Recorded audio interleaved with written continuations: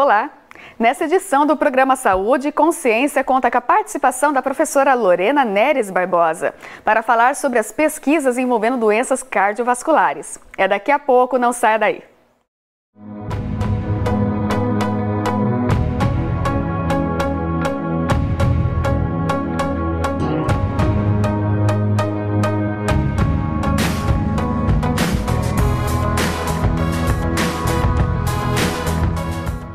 Estamos de volta com o programa Saúde e Consciência. Em nossos estúdios eu recebo a professora Lorena.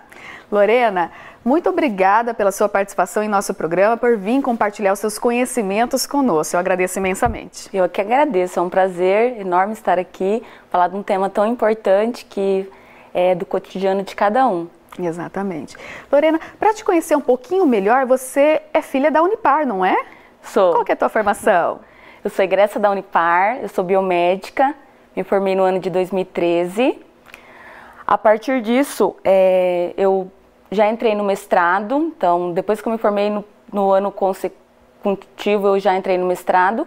E eu trabalhei com doenças cardiovasculares, num modelo com plantas medicinais. Quando você estava na graduação de biomedicina aqui na Unipar, você participou de programas de iniciação científica? Sim. Isso foi extremamente importante, Evelyn, porque isso me abriu os horizontes da vida acadêmica e da docência, porque eu não conhecia até então antes de entrar na faculdade.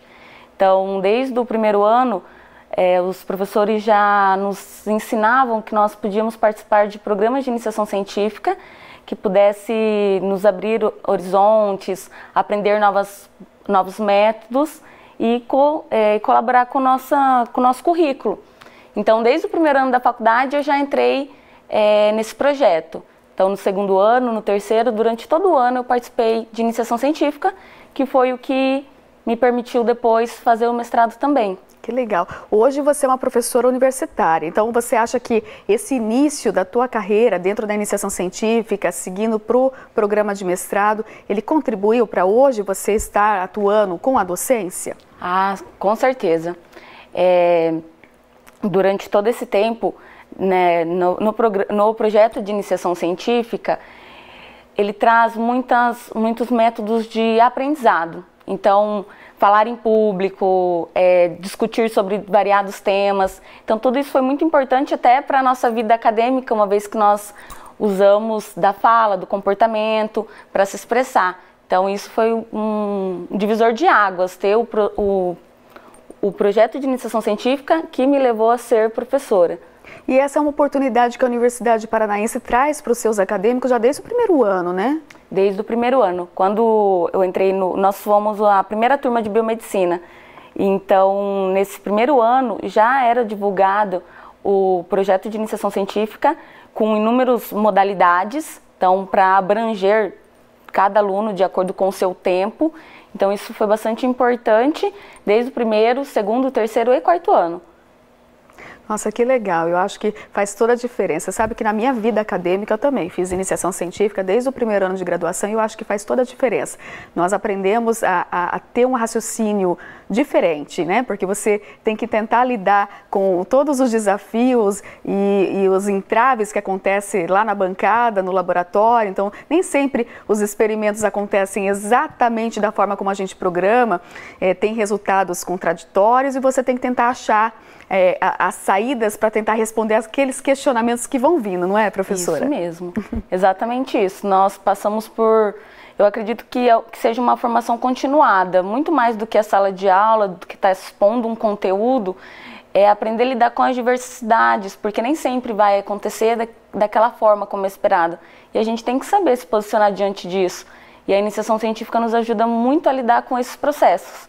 E você, no seu mestrado, aprofundou grandemente o seu conhecimento dentro da área de doenças cardiovasculares. O que são essas doenças cardiovasculares, professora? Isso. Professora Evelyn, então, voltando no assunto da iniciação científica, no terceiro ano da faculdade, eu entrei num laboratório de farmacologia, que o foco era produtos naturais. Então, o tratamento de doenças cardiovasculares com plantas medicinais do dia a dia. E a partir disso nós pudemos estudar alguns modelos, alguns testes, Mas, propriamente dito, o trabalho, mão de obra mesmo, foi somente no mestrado. Então, durante toda essa etapa do terceiro ano, nós construímos a ideia de um projeto. Então, nós estudamos bastante, fizemos uma revisão na literatura sobre o que tinha acerca de doenças cardiovasculares com plantas medicinais. Nós criamos esse projeto para desenvolver ele no mestrado. Então, essas doenças cardiovasculares inclui a principal causa de morte dos indivíduos em todo o mundo. Então, isso é uma estatística mundial. É a principal doença que leva o indivíduo a óbito. E essas doenças, elas têm inúmeros fatores de riscos que potencializam. Então, ela não surge num primeiro instante. São fatores do dia a dia que vai levando ao surgimento dessas doenças. Quais são essas doenças? Hipertensão, ela entra? Hipertensão entra como uma causa secundária, assim como o diabetes. Então, doenças que abrangem o metabolismo do indivíduo entra como questão secundária. Então, no desenvolvimento das doenças cardiovasculares, nós incluímos fatores, que nós podemos chamá-los de modificáveis e não modificáveis. Os modificáveis são aqueles que estão associados ao nosso dia a dia e ao nosso estilo de vida. Então, um fator modificável é o tabagismo. Um outro fator modificável é o sedentarismo. É uma alimentação saudável. Então, tudo isso são fatores que podem ser modificados pelo indivíduo. A pessoa opta, né? Isso, eu vou ter uma alimentação saudável, então eu já me preocupo com isso, vou praticar atividade física, me preocupo com isso. Então, essas coisas são... O indivíduo, uma vez que ele escolha isso, ele pode modificar. E existem as questões que não são modificáveis, esses fatores, que inclui aí uma predisposição genética. Então, uma vez que eu já tenho um caso na família dessas doenças cardiovasculares, eu preciso me cuidar, eu preciso ter uma prevenção a mais, visto que eu sou um indivíduo susceptível. E uma outra questão é a idade, que conforme o indivíduo vai envelhecendo, ele vai tendo mais chances de ser acometido por essas doenças. Então, essas características a gente não consegue modificar. Então, genética e a evolução da idade. Entendi. E existe, assim, causas principais, além dessas que você citou, de alimentação, da parte do estilo de vida, né, que pode contribuir, fora a parte genética também, que também pode contribuir aí para esse quadro cardiovascular? Nesse quadro cardiovascular entra o quadro de insuficiência cardíaca, as arritmias, será que as patologias renais também estão acometidas? Como que fica, professora? Sim, quando nós falamos de doenças cardiovasculares, inclui um grupo enorme. Isso, é muito amplo as doenças cardiovasculares. Então, eu posso desde um infarto agudo do miocárdio, a arritmias, ao desenvolvimento de insuficiência cardíaca. Uma vez que isso está relacionado à hipertensão, na maioria das vezes, eu posso vir ter um problema renal, uma insuficiência renal diante disso. Mas, principalmente, em torno desse fator, um fator extremamente importante é o que nós chamamos de aterosclerose. Sim. A aterosclerose, ela é popularmente conhecida como placa de gordura. Então, é muito comum nós ouvirmos assim no âmbito popular que a artéria estava entupida com uma placa de gordura. O que seria essa placa de gordura? Nada mais é do que a aterosclerose. Uma formação de um trombo especializado e que, diante disso, de um estilo de vida, além dos fatores modificáveis e não modificáveis, ele pode vir a desencadear doenças cardiovasculares. Então, são amplas as doenças que estão nesse grupo. E quando a gente pensa na pesquisa envolvendo produtos naturais, como essas que você desenvolveu, existe muito conhecimento popular, não é? E assim, eu tenho a minha avó em casa, então sempre a gente escuta ela falando, toma um chazinho para isso, toma um chazinho para aquilo. Essas pesquisas, elas partem desses pontos do conhecimento popular? Isso é muito interessante, professora, porque na verdade, quando nós estudamos possíveis ação terapêutica de uma planta, nós partimos primeiro do uso popular, ou seja, o que a população relata sobre os efeitos daquela planta. Então isso é uma questão bastante importante quando nós vamos escolher a planta a ser estudada, porque não é qualquer planta que nós estudamos. E a planta em questão, ela é muito dita no tratamento de dislipidemia. O que seria a dislipidemia? Dislipidemia, ela é uma alteração dos nossos lipídios. Popularmente, né, mais fácil de nós entendermos, colesterol total, e aí o famoso colesterol ruim, que é o colesterol LDL, existe o colesterol bom, o HDL, e o triglicerídeo. Então, em torno disso, nós desenvolvemos uma dislipidemia quando nós não temos um equilíbrio entre essas frações. E isso é um fator extremamente importante para desenvolvimento de aterosclerose e, consequentemente, uma doença cardiovascular. Então, no relato das plantas medicinais, nós vimos que ela tinha capacidade de diminuir colesterol total e triglicerídeos. Logo nós voltamos então para saber um pouco mais sobre a planta que você estudou no seu mestrado, sobre tudo sobre ela, sobre a parte cardiovascular e como que ela tem os seus efeitos para tentar regular essas patologias. Você que está em casa, não saia daí, nós voltamos já.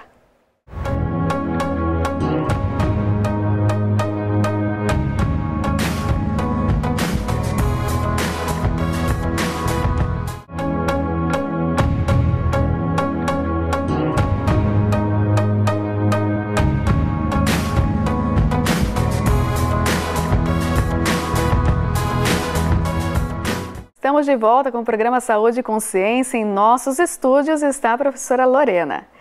Lorena, você fez o teu mestrado na Universidade Federal do Paraná, estudando doenças cardiovasculares. E lá você estudou uma planta. Que planta que você estudou? Isso mesmo, Evelyn. Então, nós estudamos a sete sangrias, então ela é popularmente conhecida por esse nome, e ela é amplamente distribuída no sul do Brasil. Então, inclusive, na casa dos meus pais tem um pé dessa planta, antes mesmo de eu vir a estudar ela. Então, ela é amplamente distribuída. Justamente por isso, nós buscamos estudá-la. E na tua casa, quando você tinha lá teus avós, teus pais, falava assim, toma um chazinho disso que é bom para hipertensão, é bom para alguma coisa nesse sentido? Isso, então, nessa época, a minha avó já falava no sentido de controlar o colesterol. Para o colesterol. Porque isso é muito comum, então os pacientes que estão em casa vão saber do que eu estou falando, porque fazendo um adendo, eu trabalhei durante 4 anos num laboratório de análises clínicas. Sim. E é muito comum o paciente que chega ao laboratório, exames de rotina inclui colesterol total e triglicerídeos, glicose. Então, é muito comum o paciente com o resultado alterado. Entendi. E esse paciente com resultado alterado, às vezes busca uma terapia alternativa, como o tratamento com plantas medicinais. Então, já nessa época, quando a minha avó ela falava daquela planta, ela já falava para o controle do colesterol. Então, ela utilizava para o controle para diminuir os níveis do colesterol. Mas é claro que também fazia um tratamento medicamentoso à parte. E esse foi um dos motivos, talvez, que te chamou a atenção para estudar essa planta? Ou ela te apareceu como uma surpresa, um presente no laboratório? Como foi?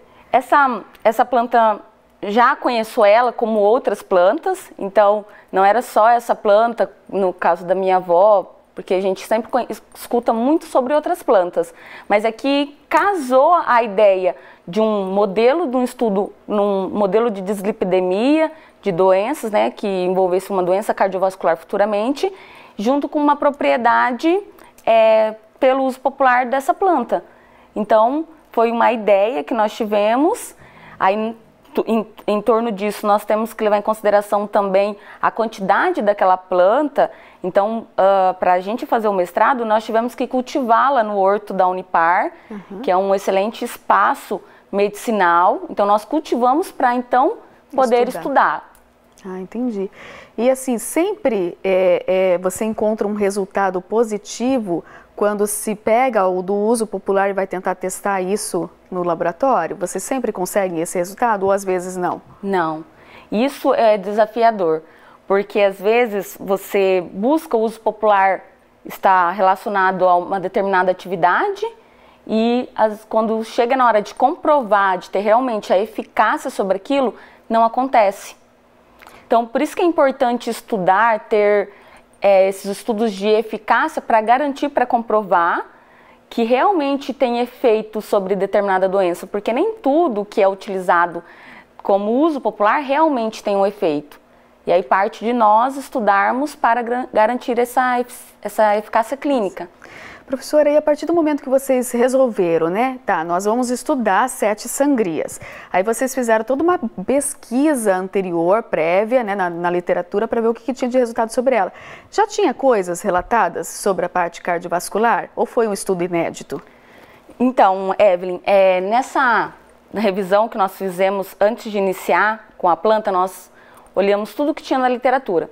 As propriedades que tinha era de antioxidante, então contra os radicais livres, e uma questão era na diminuição dos lipídios, do colesterol.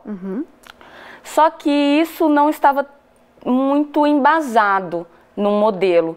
Então nós fizemos um novo modelo em que pudesse observar a aterosclerose, ou seja, ter as placas de gordura, e a gente então observar se teria um efeito de redução, de eliminação daquelas placas de gordura, além do perfil lipídico.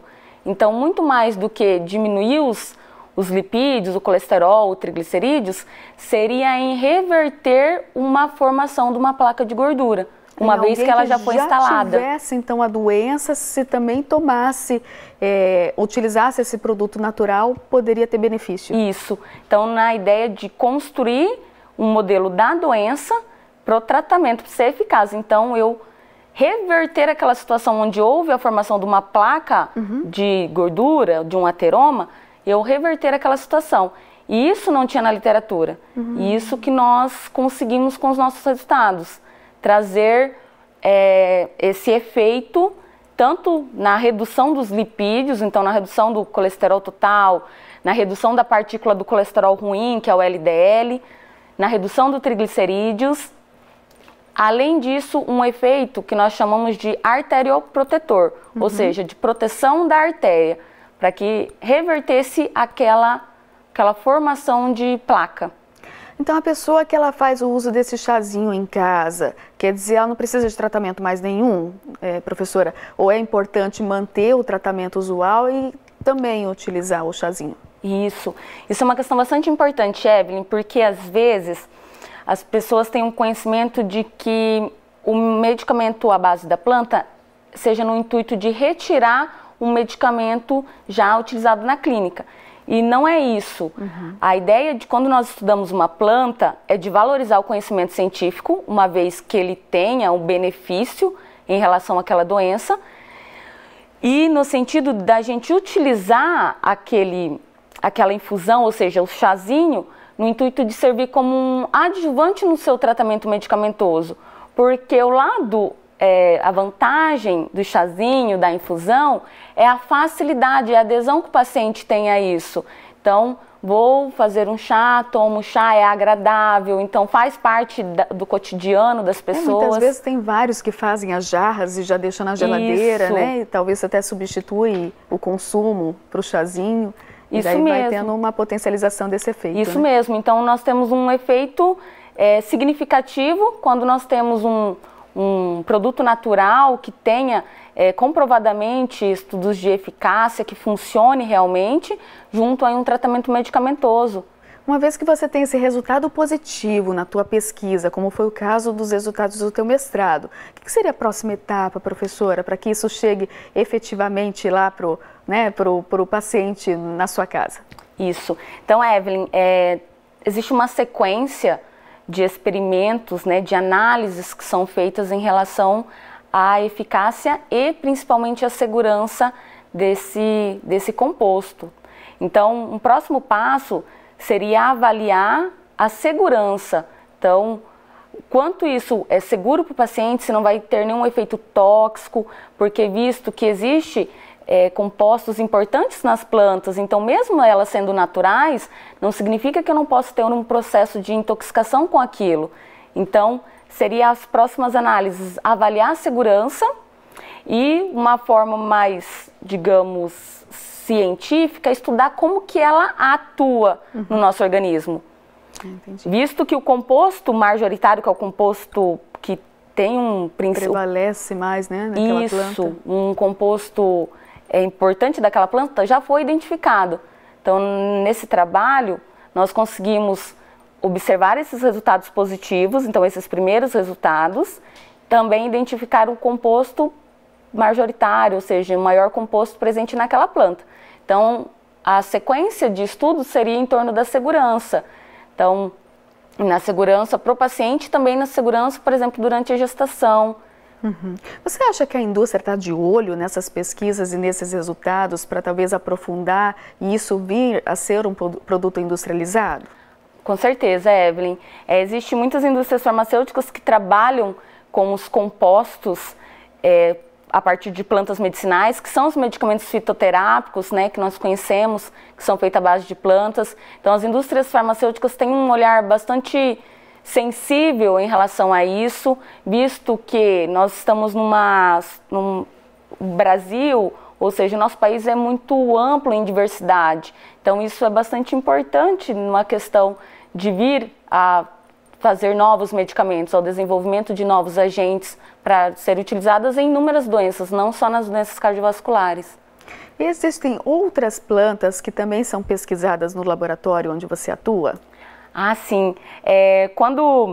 Voltando ainda, eu sempre faço um adendo à iniciação científica porque tudo começou ali. Então, naquela época, nós estudamos a chaguinha. A chaguinha também é uma planta extremamente diversificada e nós estudamos ela na hipertensão arterial, então, num modelo próprio de hipertensão. Existe a carqueja, também, que é uma planta do uso popular, extremamente potente no sentido de reverter doenças hepáticas. Então, também tem resultados positivos em relação a isso. Então, as 7 sangrias. Existe outras plantas também, chapéu de couro. Então, inúmeras plantas bastante diversificadas. É importante, né? A gente não pode desconsiderar o que os nossos antigos falam, né? Os avós, os pais, às vezes, os bisas, que sempre utilizavam os produtos naturais ou que utilizam ainda hoje em dia, mas também cuidar, né, para que realmente se tenha resultados significativos na pesquisa que comprovem esses efeitos que são conhecidos na situação popular. Professora, muito obrigada por sua participação em nosso programa. Adorei conhecer um pouco mais sobre você, sobre o projeto, né? Parabéns pelo trabalho que você desenvolveu, que parece que teve um resultado bastante significativo no mestrado e que tem que ampliar, né, os estudos e aprofundar cada vez mais. Quem sabe ele não venha a se tornar um produto que possa ser comercializado aí no futuro. Isso. Eu que agradeço, Evelyn, pela participação no programa. De suma importância isso, uma vez que a gente possa levar o conhecimento, né, no nosso trabalho a você que está em casa, que possa contribuir com a melhora significativa da sua saúde, ou seja, condições essas que afetam indivíduos no dia a dia. Então, acredito que seja um tema relevante, importante, para que a gente possa, então, sempre estudar as plantas, né, ter um estudo fiel para que ela possa ser utilizada aí como adjuvante no tratamento de inúmeras doenças. Exato. Muito obrigada. Eu agradeço você que está em casa, obrigada por sua participação e eu espero você na próxima semana.